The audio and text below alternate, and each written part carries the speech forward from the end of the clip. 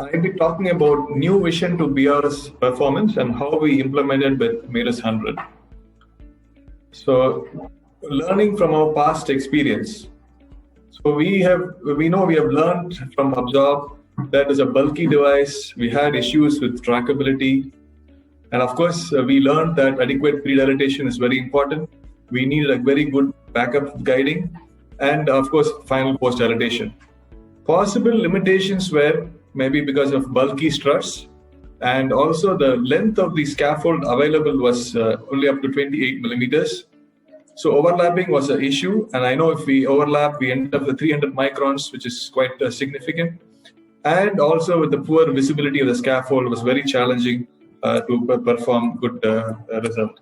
So OCT guidance really helped us. We understood that. We also understood how it works and how we get a good result with OCT.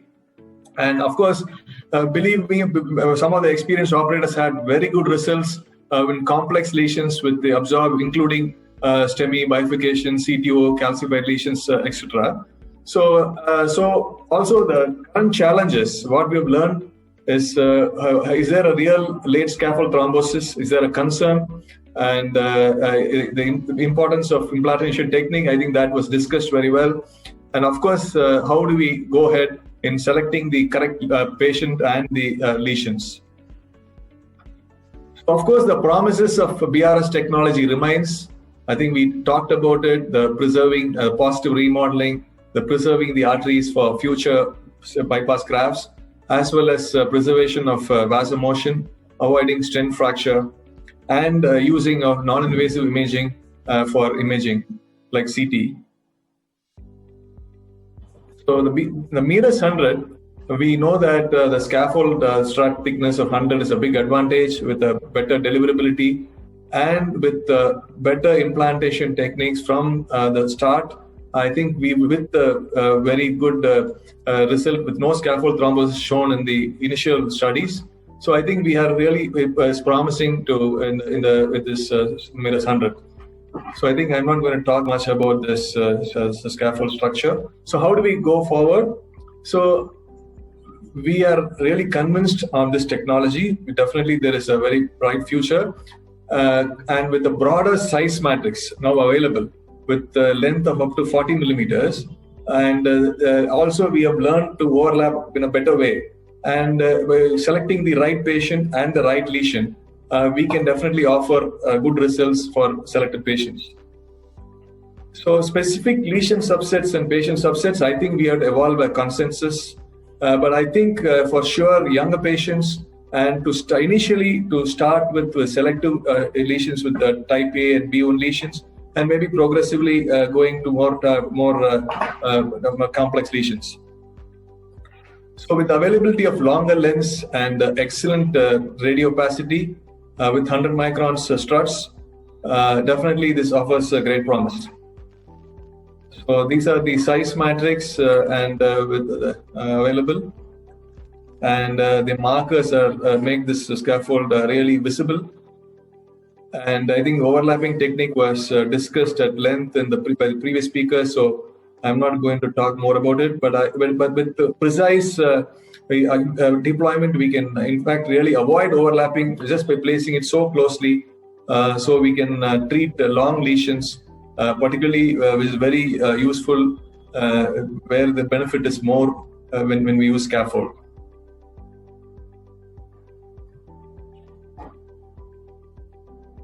I'll just quickly show you our follow-up. This was one of our patients in the MIRAS 100 trial, which we treated with MIRAS 100 5 years ago.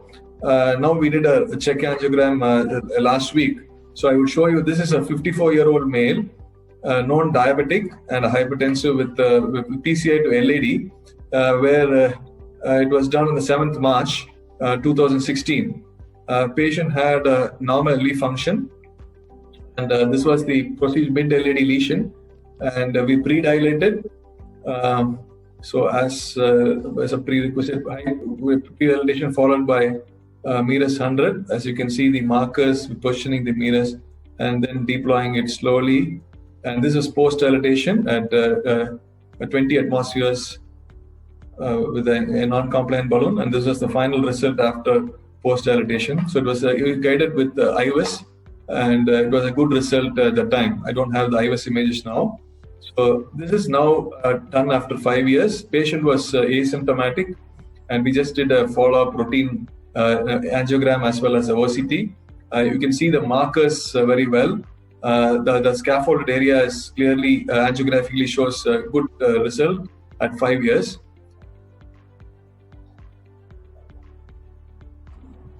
There's some mild area of mild lesion, just at the distal edge of the scaffold. So this is the OCT which was done last week. The scaffold is complete. The struts have completely disappeared at 5 years.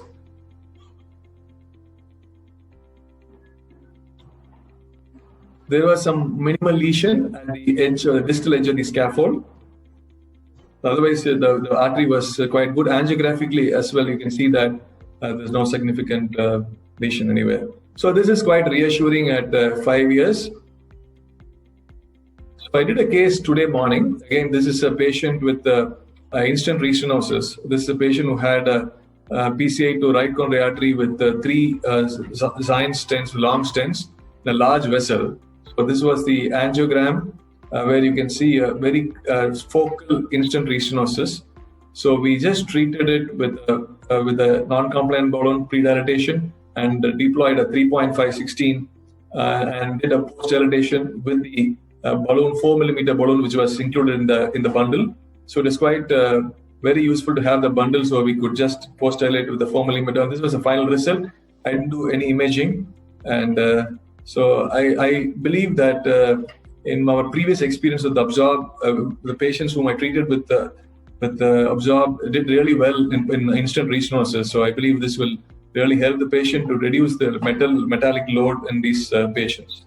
So this was the result, and this patient is discharged tomorrow. Thank you. So to summarize, I believe this technology is definitely very promising. And as we start, we should start with the kind of type A and selected lesions in patients. And as we move forward, we should go with more complex lesions.